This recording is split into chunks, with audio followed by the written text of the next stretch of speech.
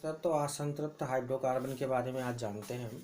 संतृप्त हाइड्रोकार्बन और असंतृप्त हाइड्रोकार्बन, इनको इंग्लिश में सैचुरेटेड कार्बन कंपाउंड बोलते हैं या फिर हाइड्रोकार्बन बोल सकते हैं, और अनसैचुरेटेड कार्बन कंपाउंड या असंतृप्त कार्बन यौगिक, इनको हम बोल सकते हैं। तो ये जनरली क्या होते हैं, जो सैचुरेटेड कार्बन कंपाउंड है यानी संतृप्त वाले हैं, इनको हम केमिस्ट्री में अल्केन बोलते हैं। अल्केन बोलने का एक ही रीजन है कि ये सिंगल आबंध वाले होते हैं, यानी सिंगल बॉन्ड होता है इनके पास, और ये क्या होते हैं, ये डबल बॉन्ड वाले होते हैं। डबल और ट्रिपल भी होते हैं इसमें, डबल बॉन्ड और ट्रिपल बॉन्ड भी होते हैं इनमें, इसलिए इनका नाम अल्कीन और अल्काइंस पड़ा है। इनका नाम अल्कीन या फिर अल्काइंस भी बोलते हैं इनको, अल्काइंस। तो ये है पहला इनमें अंतर दोनों में। दूसरी बात जो है, ये जो है प्राप्त कहाँ से होते हैं, यानी इनका सोर्स क्या है। तो इनका सोर्स जो है क्या, इनका जो जनरली सोर्स है वो बोला गया है कि भाई प्लांट और जो एनिमल्स हैं उनके जो फॉसिल्स हैं, प्लांट और एनिमल के जो फॉसिल्स हैं, फॉसिल्स मतलब जीवाश्म जो हैं, फॉसिल्स से ये प्राप्त किए जाते हैं। जीवाश्म से, जिसको आप जीवाश्म बोलते हैं, उससे इनको प्राप्त किया जाता है। अब प्लांट और एनिमल के जो फॉसिल्स हैं वो क्या क्या है, आपने देखा है पेट्रोल होता है, डीजल होता है, उसके बाद कोयला होता है। ये सब प्लांट और एनिमल के फॉसिल्स हैं। वहीं से इनको एक बाई प्रोडक्ट के रूप में प्राप्त किया जाता है। कहने का मतलब है कि ये नहीं है, ये अल्केन्स नहीं है, इनके शोधन से जब इनको निकाला जाता है नीचे पृथ्वी से, तो उनमें से ये हमें अल्केन्स प्राप्त होते हैं इनके बाई प्रोडक्ट के रूप में। यानी ये तो हमें प्राप्त होते ही होते हैं, साथ में वो हमें अल्केन्स प्राप्त होते हैं। अब जो अल्केन्स है इनको जनरली हम नेचुरल गैस बोलते हैं, या फिर प्राकृतिक गैस बोलते हैं, या फिर नोबेल शुद्ध ईंधन गैस भी बोला जाता है, या इनके और भी कई सारे नाम हैं जिसको आप प्रकृति फ्रेंडली गैसें भी बोल सकते हैं, प्रकृति फ्रेंडली इनका फ्यूल्स भी बोल सकते हैं इनको, और इन्वायरमेंट फ्रेंडली इनको ईंधन भी बोल सकते हैं। तो इनके कई तरह तरह के नाम हैं, और इनके नाम के पीछे ये है, मुख्य कारण ये है कि इनमें कार्बन जो एटम है, कार्बन के जो अणु हैं, उनकी संख्या बहुत कम होती है। मेनली कार्बन के जो है 1 से 4 तक इनमें कार्बन पाया जाता है, मुख्यतः यही माना गया है। उससे आगे भी इनको यूज करा जाता है। तो जब 4 से आगे बढ़ते हैं तो इनको जनरली हम अनसैचुरेटेड में डाल देते हैं। हम देखते हैं मुख्यतः जो अल्केन्स हैं और जो प्राकृतिक गैस है उनको हम 4 नाम देते हैं। 4 ही प्राकृतिक गैसें हैं हमारी, और फिर उन्हीं का हम संयोजन करके नई नई गैसें बनाते रहते हैं। 4 ही हमारी प्राकृतिक गैसें हैं, जिनमें से हमारी जो 4 प्राकृतिक गैसें हैं वो है आपकी मीथेन, ईथेन, ब्यूटेन और प्रोपेन। यानी मीथेन जिसको आप CH4 बोलते हैं, फिर ईथेन जिसको C2H6 बोलते हैं, फिर प्रोपेन जिसको आप C3H8 बोलते हैं, और ब्यूटेन जिसको आप C4H10 बोलते हैं। ये ही आपकी 4 प्राकृतिक गैसें हैं। इन्हीं से सिंगल गैस से कुछ बना देते हैं, इन दोनों को मिला करके कुछ नया प्रोडक्ट बन जाता है, 3 को मिला के भी नया प्रोडक्ट बन जाता है, और इसके मिलाने से भी नया प्रोडक्ट बनता है। तो इन्हीं गैसों का हम मिक्सचर बनाते रहते हैं, तो हमें नई नई गैसें मिलती हैं, जिसमें आपने नाम सुना होगा CNG, LPG, PNG, LNG, ये सब हैं। और भी आपने नाम सुना होगा producer gas, coke gas, petroleum gas, carbon gas, coal gas. तो ये सारी इन्हीं गैसों का मिक्सचर है। जब हम इन्हीं गैसों में एक दूसरे को आपस में मिला देते हैं तो ये हमें तरह तरह की गैसें प्राप्त होती हैं। अब जरा अनसैचुरेटेड की बात कर लेते हैं। जो आपके असंतृप्त वाले हैं, ये इनका सोर्स मेनली क्या है। एक तो इनका सोर्स है प्लांट, यानी जो प्लांट हैं, पौधे हैं, इन्हीं पौधों के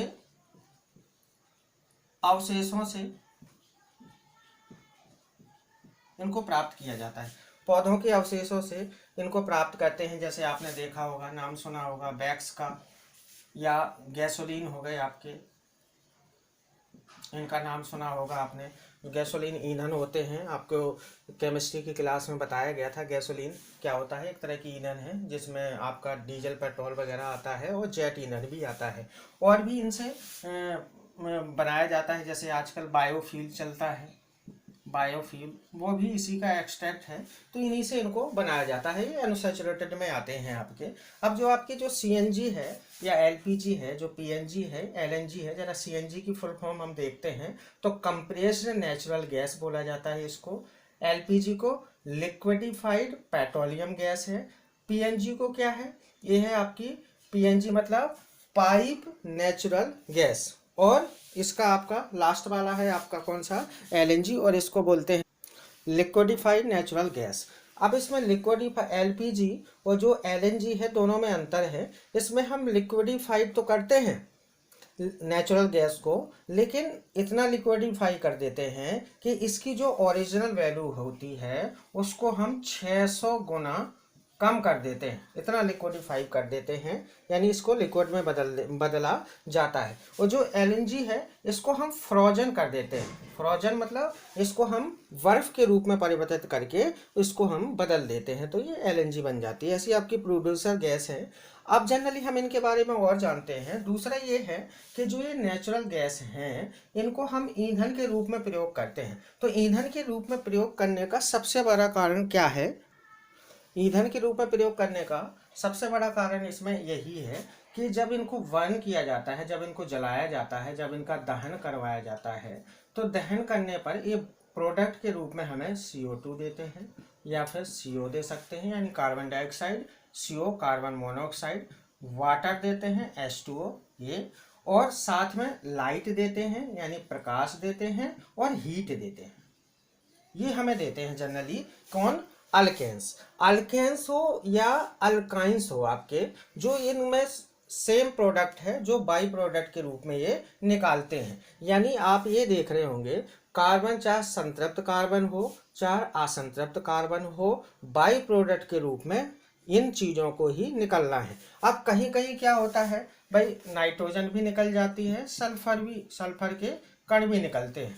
यहाँ पर किसमें? ये अनसैचुरेटेड में ज़्यादा पाए जाते हैं, सैचुरेटेड में इनकी मात्रा बहुत कम होती है। तो ये भी इनके बाई प्रोडक्ट होते हैं। लेकिन अल्टीमेटली आप देख रहे हैं कि अल्केन्स में ये जो प्रोडक्ट हैं ये कम निकलते हैं, और अल्काइंस यानी असंतृप्त में ये प्रोडक्ट ज़्यादा निकलते हैं। इसलिए इनको हम क्या है, प्रकृति फ्रेंडली ईंधन नहीं कहते हैं, और इनको हम प्रकृति फ्रेंडली ईंधन कहते हैं, क्योंकि इनमें इनकी मात्रा कम होती है और असंतृप्त में इनकी मात्रा ज़्यादा होती है। तो इसका पहला अंतर ये है। अब आप एलपीजी और सीएनजी, पीएनजी इनके बारे में थोड़ा सा जान लें कि क्या है। इसमें सीएनजी में आप देखेंगे तो सीएनजी का जनरल कंपोजिशन क्या होता है, बनती कैसे है? इसमें मीथेन डाला होता है, N2 नाइट्रोजन डाला होता है, ईथेन डाला होता है और कार्बन डाइऑक्साइड डाला होता है। इसमें मीथेन की मात्रा सबसे ज़्यादा होती है, यानी मीथेन को कंप्रेस किया जाता है, यानी दबाया जाता है, प्रेशर डाला जाता है, इसलिए इसका नाम क्या है? Compressed natural gas. यानी नेचुरल गैस को हमने क्या करा है? कंप्रेस करा है, दबाव बनाया है। दबाव बनाने से ये छोटे से जगह में आराम से एडजस्ट हो जाते हैं, इसलिए इनको हम सिलेंडर में भर सकते हैं, क्योंकि हमने उनको दबाव बना के उनके कणों में इतना प्रेशर डाला है कि उनके कण और छोटी सी जगह में समा गए, इसलिए इसका नाम कंप्रेस नेचुरल गैस है। इसमें हम मीथेन डालते हैं, नाइट्रोजन डालते हैं, ईथेन डालते हैं और कार्बन डाइऑक्साइड डालते हैं। मीथेन की मात्रा सबसे ज़्यादा होती है 93%, और मीथेन आपका स्वच्छ ईंधन कहा जाता है, प्राकृतिक ईंधन कहा जाता है, स्वच्छ ईंधन कहा जाता है। इसलिए सीएनजी को बेहतर विकल्प बोला जाता है कि ये पर्यावरण फ्रेंडली है, इससे ज़्यादा प्रदूषण नहीं होता है, इसलिए इसको ग्रीन फ्यूल के नाम से भी जाना जाता है। दूसरा आप देखेंगे कि आपका एलपीजी जो है, एलपीजी आपकी गैस है, इसमें क्या क्या कंपोनेंट होते हैं? एलपीजी में हम प्रोपेन और ब्यूटेन को मिलाकर के एलपीजी बनाया जाता है। ये लिक्विडिफाइड पेट्रोलियम गैस है, यानी है तो पेट्रोल से ही प्राप्त हो रही है, क्योंकि आपने देखा है कि जो जनरली जो सैचुरेटेड यानी संतृप्त कार्बन यौगिक है वो प्राप्त कहाँ से होते हैं, हम उसकी बात करते हैं अभी और आगे। हमने वैसे भी पढ़ा है कि ये पेट्रोल से प्राप्त होते हैं हमें, और भी मानव निर्मित कई सारी चीज़ें हैं, और भी आपके जो प्लांट्स के भाग हैं, यानी फॉसिल फ्यूल्स जो थे उनके जो प्रोडक्ट बनते हैं उनसे हमें प्राप्त होते हैं, और भी हम इनकी आगे चर्चा करते हैं। एलपीजी जो है प्रोपेन और ब्यूटेन का मिक्सचर होता है, इसी से एलपीजी को बनाया जाता है। ये जनरली इसमें क्रिप्टन डाला जाता है ताकि स्मेल आए। इसको मरकैप्टन नाम का एक केमिकल होता है, मरकैप्टन, इथाइल मरकैप्टन उसका पूरा नाम है। मरकैप्टन कौन सा? इथाइल मरकैप्टन नाम का एक केमिकल है जिसको इसमें डाला जाता है ताकि बदबू आ सके। हालांकि ये खाली इसी में नहीं डाला जाता है, जितनी भी गैसें हैं आपकी नेचुरल गैसें जिनको हम ईंधन के रूप में प्रयोग करते हैं उनमें सब में इनको डाला जाता है। और डालने का एक ही कारण है कि जो बदबू आए उससे ये पता चल जाए कि भाई गैस की कोई लीकेज तो नहीं है। वो कारण ये है कि अगर इन गैसों का लीकेज हो जाए, और ये जो गैसें हैं नेचुरल गैसें ये बहुत ज़्यादा ज्वलनशील होती हैं, जल्दी से आग पकड़ लेती हैं। अगर इनका लीकेज होता है तो आग लगने के चांसेस ज़्यादा होंगे और जान माल की हानि होगी। इसलिए इसमें एथाइल मरकैप्टन नाम का एक केमिकल गैस में मिक्स कर दिया जाता है, जिससे इनमें बड़ी बदबू आती है। तो जब लीकेज होता है तो हमें पता चल जाता है कि ये लीकेज हो गया, और हम उस लीकेज को ठीक कर लेते हैं और हमारी की जान माल की हानि से हम बच जाते हैं। ऐसे ही आपकी पीएनजी और एलएनजी है, लिक्विडिफाइड नेचुरल गैस है। इसमें भी नेचुरल गैस को हम क्या करते हैं, फ्रोजन कर देते हैं, जमा देते हैं, और 600 गुना इसको कंप्रेस कर दिया जाता है, तो ये लिक्विड में परिवर्तित हो जाता है और जम जाता है। तो इसका भी हम ईंधन के रूप में प्रयोग करते हैं। पीएनजी भी आपकी पाइप नेचुरल गैस है, इसको पाइपों के द्वारा आपके घरों तक पहुंचाया जाता है। ये भी आपकी नेचुरल गैस का एक उदाहरण है। अब हम देखते हैं कि नेचुरल गैस जनरली पाई कहाँ कहाँ जाती हैं। ये जो नेचुरल गैस है, ये जैसे आप अगर नेचुरल गैसों की बात करें तो ये दलदली क्षेत्रों में, जिसमें मीथेन आपका फेमस है, दलदली क्षेत्रों में पाया जाता है। दीमक के अंदर होता है, सागरों में होता है, और आपने देखा होगा पशुओं के जो वेस्ट होते हैं जिसको आप गोबर कहते हैं, उसमें भी ये पाया जाता है। गोबर में मानव वेस्ट जो होते हैं उनमें भी पाया जाता है, मानव के जो वेस्ट हैं उसमें भी पाया जाता है। पौधों के या फसल वगैरह जो होती है उनके जो अवशेष बनते हैं बचते हैं उनमें भी ये पाया जाता है। और भी ऐसे कई सारे प्रोडक्ट हैं जिनमें ये पाए जाते हैं। तो ये हमारे जीवन में बहुत ज़्यादा उपयोगी हैं। कृषि हो गया, जानवर हो गया, दीमक हो गया, दलदल हो गया, इन चीज़ों में ये पाए जाते हैं। अब आप देखेंगे कि ये जो 4 गैसें थी आपकी, चाहे मीथेन हो, चाहे आपकी ईथेन हो आपकी यानी कार्बन 3 वाली, या आपकी प्रोपेन हो या फिर आपकी ब्यूटेन हो, ये सभी नेचुरल गैस हैं। इन्हीं नेचुरल गैसों को हम क्या करते हैं, या तो बहुलकीकरण कर दिया,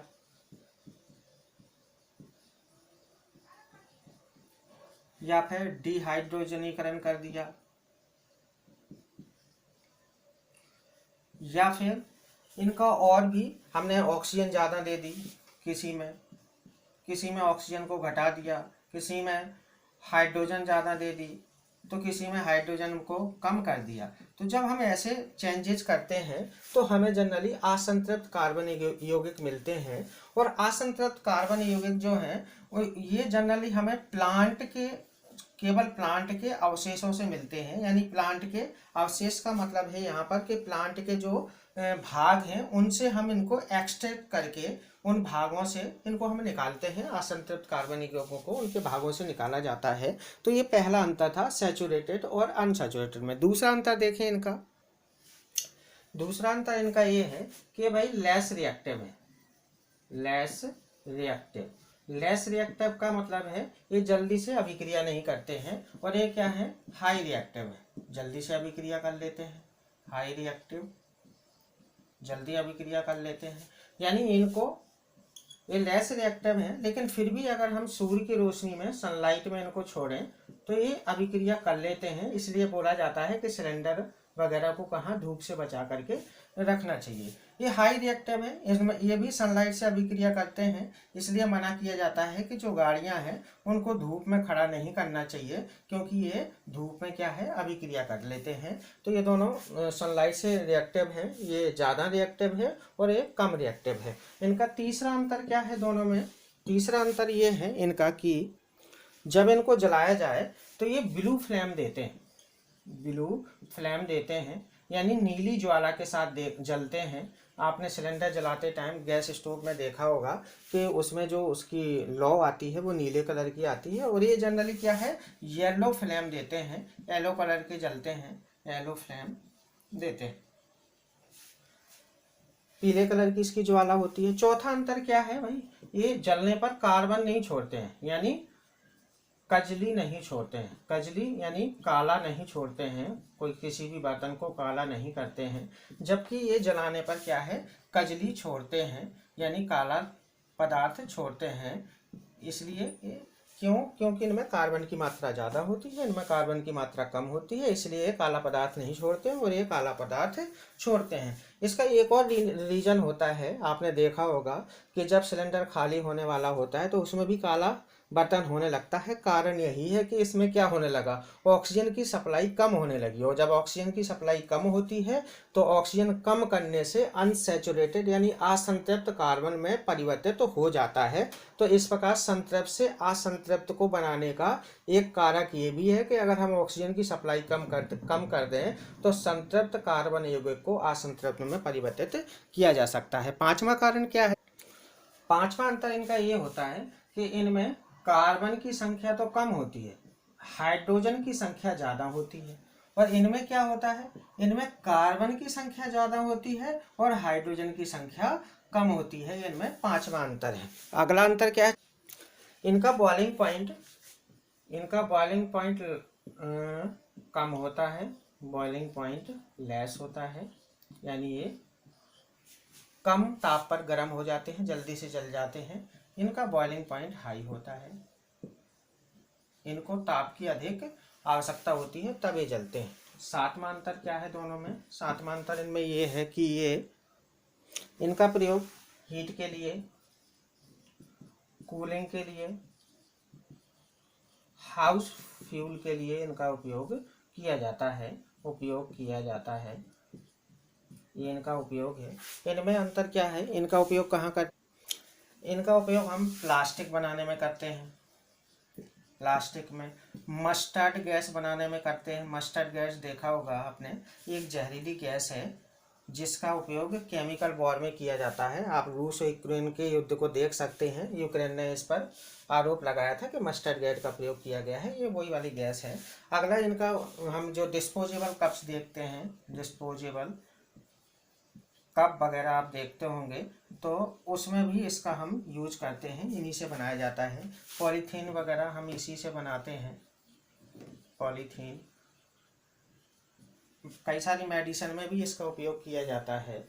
और एनेस्थीसिया आपने देखा होगा, एनेस्थीसिया जो आपको, एनेस्थीसिया एक दवाई है जिससे बेहोश करते हैं, उसमें भी इसका प्रयोग किया जाता है।